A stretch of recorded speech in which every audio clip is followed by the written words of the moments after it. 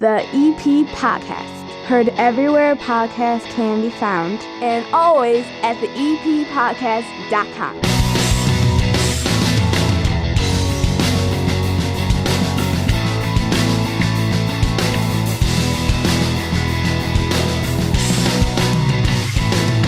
And belly on up to the 9-foot homemade oak bar right here in my basement in Evergreen Park. My name is Chris Lanuti. I'm your neighbor, and this is 30 minutes of good in a world of dumb that is the EP podcast. Lorraine Swanson from the Patch is going to be on this episode today to catch us up on a lot of things going on in Evergreen Park. Just in the last couple of days, helicopters circling in the area of the high school, a big traffic accident out there I know everybody on Facebook was asking about. Lorraine has the details. There's also a scam or two that area seniors want to be aware of this holiday season, and a really cool program started years and years ago over at Evergreen Park High School, and Lorraine calls it one of her favorite stories out there right now.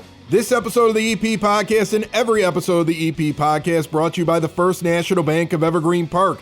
They invest in this community because they love Evergreen Park as much as you do. Their Total Access checking account gives you free ATMs nationwide, a $300 bonus with qualifying activities, and remember, there's no overdraft charges either. If you're curious how they make every ATM free, it's because they take whatever fees you're charged and they just put them back in there for you, making them free. Paired with their mobile banking tools and award-winning customer service, switch to the true community bank.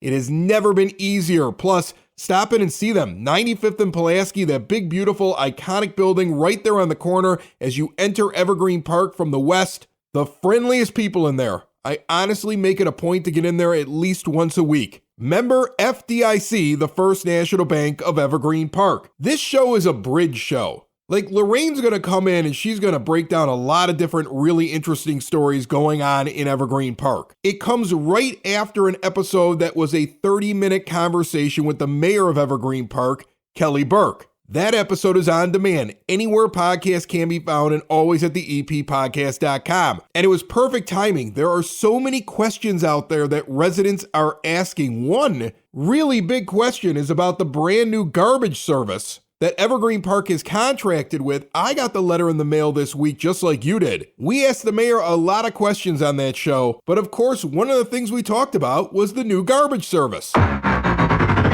Waste management is going away. Yes. And you've gone with another vendor.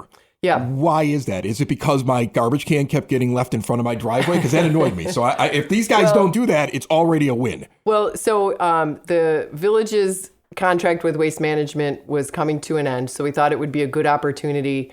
And the amount that Waste Management was proposing to extend the contract seemed a lot. So we thought it'd be a good opportunity to put our garbage service out for bid. I didn't even know there were other places because like Waste Management is everywhere. Yeah. So that was amazing to me. Yeah. So we ended up with, I believe it was 5 folks, including Waste Management, submitted proposals. And we vetted those and came to the decision to switch to Flood Brothers. Now they pick up for both Chicago Ridge, so a neighboring community, and then they also pick up for LaGrange. So they're not new to this. They've dealt with villages, and you mentioned those 2 villages. They should be able to handle this size of a village. Yeah, yes. And we vetted it with the public works folks and the mayors in those towns that they service, and they got fantastic marks. They're a family-owned company. We really felt that they would be responsive to customer service. So in terms of why we went with Flood, it was not only that we felt that they were going to provide great service, but their price was significantly below what Waste Management was proposing. And that obviously, when we can save money for our residents, that's a good thing as well. So that show is available right now. Right after you're done with this show, go listen to that show. And then next week, we got these kids coming in. I love when the Madrigals from Evergreen Park High School stop into the studio. You know Christmas is fast approaching. Here's one of their previous year's performances right here at this bar, and Lorraine Swanson is next right here on the EP Podcast. I was following the I was following the I was following the I I was following the I was following the I was following the I was following the I was following the pack, all swallowed in their coats, with scarves of red tied round their throats, to keep their little hats from falling in the snow. And I turned round and there you go, and Michael, you would fall and turn the white snow red as strawberries in the summertime.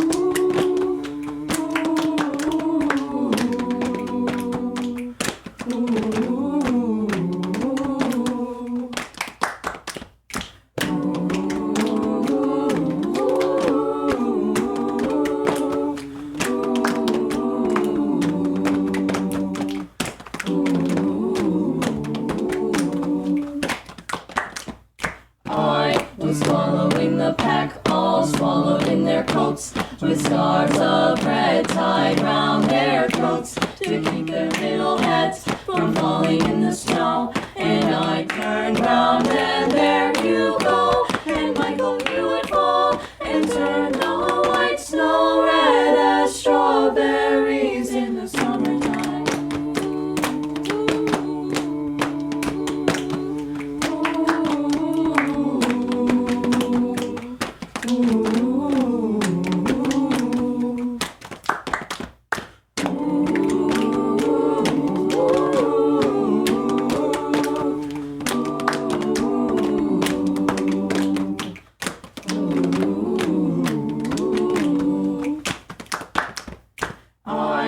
Following the pack, all swallowed in their coats, with scarves of red tied round their throats, to keep their little heads from falling in the snow.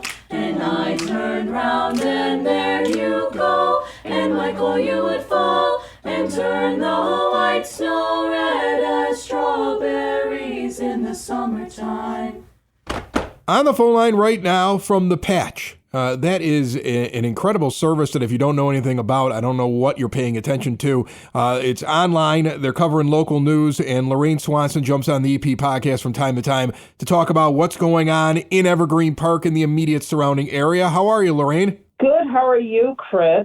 It's been a while. It's the holiday season, Lorraine. I got the lights up. I'm way behind on my shopping. I will tell you a funny little story here.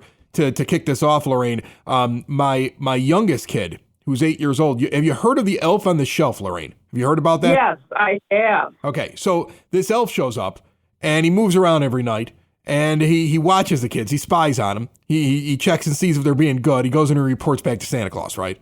Okay, so the problem is, the elf pops up in the weirdest of places. The two teenagers, not so concerned about the elf. The 8-year-old, very concerned about the elf. The 8-year-old decided he wanted to change real quick for something that was going on and forgot that the elf was down here in the area of the 9-foot homemade oak bar and changed his clothes, like completely unrobed, and then got dressed again and now is mortified that the elf saw him take his clothes off in front of him. And it has been a thing in this house for the last couple of days. I'm telling you right now, the elf is wonderful. The elf is magical. I also kind of remember a day when elves didn't show up in your house and watch you, whatever you were doing. You didn't have one of those in your house, did you, when you were a kid? We didn't have an elf on a shelf, but whenever I would change my clothes in my bedroom, I was certain that the monkeys were like watching me disrobe. The monkeys? What monkey? You had monkeys? Mike Nesmith, Davy Jones, it was a group. I'm too old for your audience, Chris. Lorraine, that is the weirdest thing I've ever heard, and I think it's great to kick off this segment with that. That's amazing. All right, so here let's dive into the first thing I wanted to talk to you about. You cover all the different local politics in the area on the south side, and especially in Evergreen Park. You heard Mayor Kelly Burke on this program last week. It's on demand. People can listen to the full 30-minute interview anywhere podcasts can be found, and always at the EPCHS.com. But one of the questions that came out of it almost right away was that I had a resident reach out to me and ask, well, why is she leaving her job as a state representative? I thought she answered the question. I continued to have a passion for it after, many years of being in it. And I never got tired of being, but just, you get to a certain point, you think, let's, sort of look at where we're at and figure out what to concentrate on. And what you hear her say is that it had become a lot. I mean, you have to think about it. A long career as an attorney, a long career as a state rep, and now you're the mayor. That's an awful lot of balls to juggle. And if you're starting to feel like at this point in your life, you'd like to focus on just one thing instead of two or three, I would think mayor of Evergreen Park is the better job. Like, she said she liked being a state rep. But I mean, what do you think of that? The idea that if you had to pick between either one, you cover local politics. I would think the sweeter job is being the mayor. Well, that drive to Springfield, that 3-hour drive, it's pretty boring. And if there's like bad weather, it's like, it's like white knuckle driving. But yeah, I think she has more of an impact as mayor of Evergreen Park, and she really was a great state rep. She listened to people. She listened to residents. She was accessible, whether it was getting funding or troubleshooting with IDOT, improving crosswalks at kind of dangerous intersections. She listened and she would meet with people. But I would just think being mayor is a better gig. You get to stay home and you can devote your time. You have more of an impact on the community.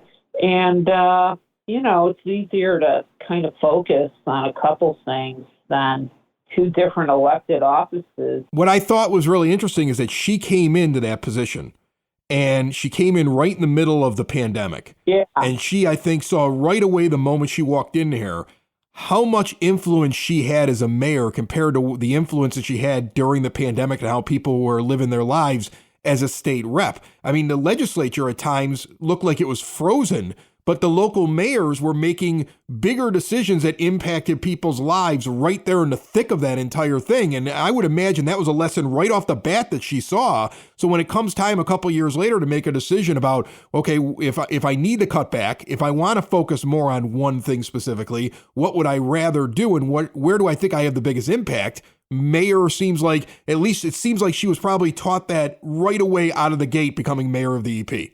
Yeah. I know. I talked to the former Mayor Sandra Berry in Oak Lawn, and she said that all the mayors would get on with Governor Pritzker, and some of those calls were overwhelming and kind of scary during that whole period. I can't believe it's going to be 4 years. That just boggles my mind. Mayors were making a lot of decisions. That's all I wrote about for a year was COVID. But I can certainly see that. I know that mayors were deciding on, how do you handle police calls? How do you protect the community and your employees? So I can certainly understand that. So let's switch gears. There was a big police action going on just coming into the weekend, if I'm not mistaken. Maybe it was actually on Saturday. I only know about it because I'm on 99th Street, just down a couple blocks down from where this occurred. It happened on Kedzie, 100th and Kedzie. You had an accident involving a motorcycle. You wrote about it in EPCHS. Tell everybody what happened because I know it was all over the Facebook pages. Evergreen Park Police told me and other members of the news media that a vehicle turned into the motorcycle as the vehicle was making a turn.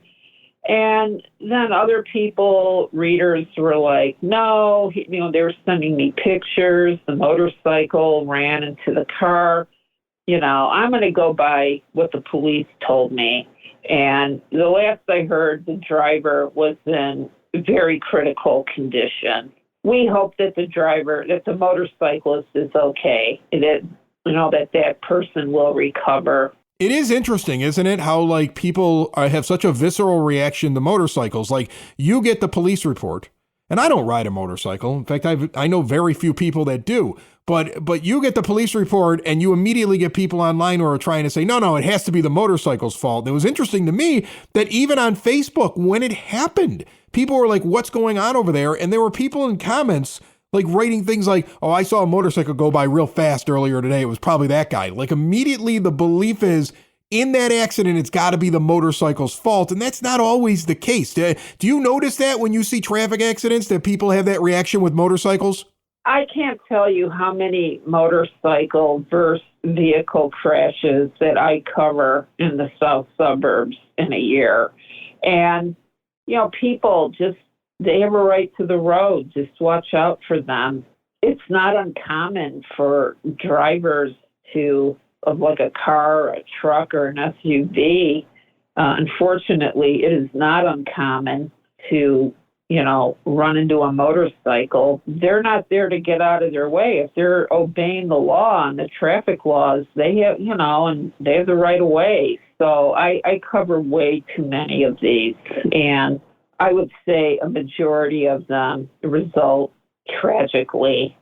It's just watch out for the motorcycles. Okay, if they're operating within the law, and you see them and they're obeying traffic laws, then they have as much right to the road as anybody driving a car. Building relationships, supporting the community, and service. These are the things that Country Financial stands for. They're more than just an office you may pass by as you drive through Evergreen Park. They're neighbors who lend a helping hand and support the fabric of your community, including charitable organizations, sports, financial education, and civic organizations. And since Country is already your neighbor, they want to get together and chat. Call your local Country Financial representative, Mike Thauer, today at 708-425-1559 to talk about the things that are important to you and how he can help you protect them. Let's talk about the new thing going around. It is the season, and we have a new set of scams that are targeting area seniors, and you were telling me about this. So what do Evergreen Park residents, senior citizens especially, have to look out for right now? The grandparent scam is there was a Payless senior that got ripped off of $6,000. Her granddaughter called her allegedly, and I say granddaughter in quotes. She said she was being held by Chicago police, needed bail money, and somebody met the grandma after she went to the bank, and she gave her money to some $6,000 to some stranger, and then realized later she had been scammed. There are also gift card scams. Another, these scammers, they look for the names of pastors of churches. A lot of churches will include the names of other members, and these people are contacting the members saying, with the pastor's name, that they're collecting money to buy gifts for needy children or children with cancer. One woman purchased $600 worth of Amazon gift cards, read the numbers or texted the numbers back to somebody she thought was her pastor, and it was all a big scam. It's just amazing what people sit around devoting their energy to of how to rip off other people. I think with AI too, you've got a bigger problem because that's what you're starting to get. You tell that story about the granddaughter calling the grandmother, and it really wasn't the granddaughter. And that's something I've already read about, is where people are using artificial intelligence, using voices that they're able to pick up because you have your voice on the internet and on your social media or however they're gathering it, and then they're simulating it and calling people. And so that to hear that story happening locally tells you, hey, it's not just something that you read about on the internet. It's a real thing. Watch out for it. It's alive and well, and it's happening down here. So, the only thing I can tell, if your kid or your grandkid says they're being held by police, hang up the phone, call that child. Call the police. And ask them if they're in the lockup. Yeah. And then another thing, too, was that other residents are reporting these these gift card scam attempts. I mean, they are just like rising in the area. So if your pastor is hitting you up for money, call your pastor, call your priest, ask them, did you send me this text? Yeah, let's be honest. Let's be honest. The pastor wants cash, folks. I mean, they do. I was just in church on Sunday. I was in church on Sunday, and I didn't go to my normal one over at Redeemer because we had a busy day. And so I went over into Mount Greenwood to St. Christina, and the priest there basically was like trying to get people to buy windows for some project that he's doing over there, telling me put a little plaque on the wall and just stick the money in an envelope and just send it up. So trust me, they not only know how to ask for money, they know how to ask for a lot of money, and they want cash. They don't want an Amazon gift card. They don't need that. And they want to raise money, and they know how to do it. Yeah. So one of the things that I wanted to bring up to you was, and you mentioned it before I let you out of here. You were talking about one of the more fun things that you get to cover is when the Evergreen Park High School kids are interacting with the littler kids around the neighborhood. And it is a really good idea. It's interesting. You don't normally see that with public schools, because most public schools have to sit back and think to themselves, okay, well, if their public school kids are just going to work their way through the system, we don't need to recruit them like a private school does. But Evergreen Park High School has always been very determined to make sure that they get as many local kids as they can into their system when they have so many other options in the area, right? yes, and I was talking to the former principal, Bill Sanderson, who retired, I believe it was this spring in June. And he told me that he quickly realized that when he joined Evergreen Park High School as principal in like 2010, he quickly realized that this is a community of churches and private high schools. And what is there, like 5 or 6 Catholic high schools in the area, all of them very fine schools. They do cost a lot of money to go to, but they're, I applaud families who are dedicated to Catholic education. I know people that went through kindergarten to getting their college degree at Catholic affiliated schools and universities. And one of the things he started doing was he would have seniors visit the public school kindergartens and distribute Future Mustang T-shirts. And he also challenged the kindergartners, now when you graduate from Evergreen Park High School, bring your T-shirt with you. And there were like 3 students who were in that first group of kindergartners who brought their shirts in, who said they had their shirts, they kept them or their parents preserved them.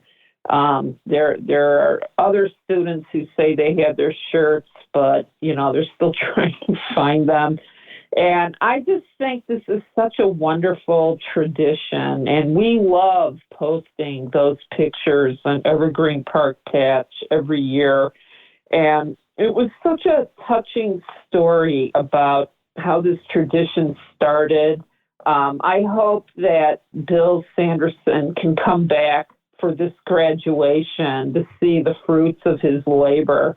And I know the new principal, Matt Dugan, and I met some of the students that went to help with the T-shirt distribution. They were the first group of kindergartners who got their shirts in 2011. And there was this one wonderful picture of a bunch of kindergartners hugging one of the seniors. Her name was Samantha, who helped distribute the shirts. And I think Evergreen Park High School is a great high school, and it's one of the nicer high schools that I cover. I mean, over 60% of the student body is on the honor roll, and they don't seem to have some of the issues that some of the other high schools have had that I cover. So that was a fun story to write, and considering that I don't always get to write such fun stories, but people loved it. I read a lot of Facebook comments when they said that their kids still have their shirts, and hopefully parents will start saving these. Another thing, at graduation for seniors who went through Evergreen Park's public school system, they receive like an additional pin if they went all 12 years through Evergreen Park's public, elementary, middle, high school. So I think it's great. I think it's a great way to promote the school. They have excellent facilities and, save the money for college.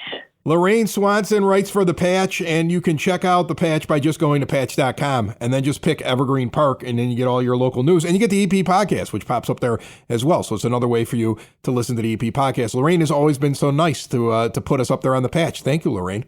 Oh, my pleasure.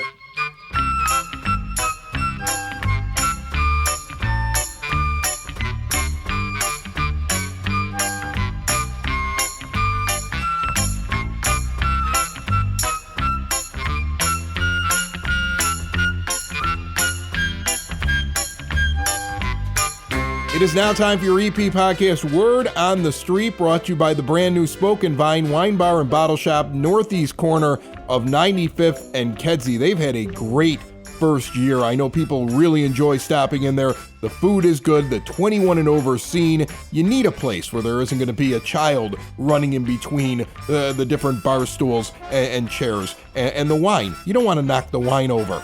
So many different wines to try. They're constantly rotating in new ones from all over the world.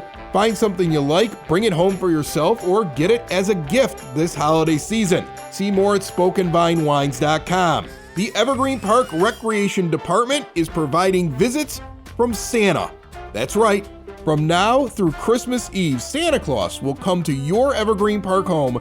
Stop in and visit with the kids for 20 minutes, and all you have to do is call and make an appointment, 708-229-3373. Santa is available Friday, Saturday, and Sunday. He spends the work week getting ready for Christmas. I think that should be pretty obvious. The Evergreen Park Recreation Department is having their Christmas break camp. You can join them for crafts and games and ice skating and trivia and much more. And when I say you, I mean your children. The camp is for kids. For $250, residents only, for 8 days, get to hang out over at the EP Community Center at 3450 West 97th Street. Kicks off on the 26th of December, runs through the 5th of January, 9 a.m. until 3 p.m. on the weekdays for grades 1st through 6th. You can register at eprec.recdesk.com. And the Daniel Capuano Ice Rink is opening this Saturday, December the 16th. Rat hockey is available from 10 to 11 a.m. on Saturday, open skate 5 to 6 p.m. Sunday the 17th, 1:30 to 6 p.m. open skate during the day, and then 2 hours of rat hockey right afterwards from 6 to 8 p.m. Get your updates by following the EP Rec Department on Facebook.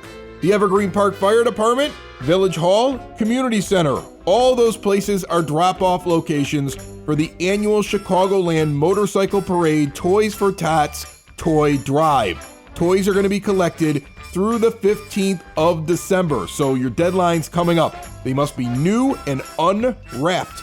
Get more information at chicagolandtft.org. The Evergreen Park Senior Council is presenting their monthly luncheon on December the 21st at 11 a.m., and it is holiday themed, of course. Entertainment going to be provided by Vito Zotto, and you're getting baked ham.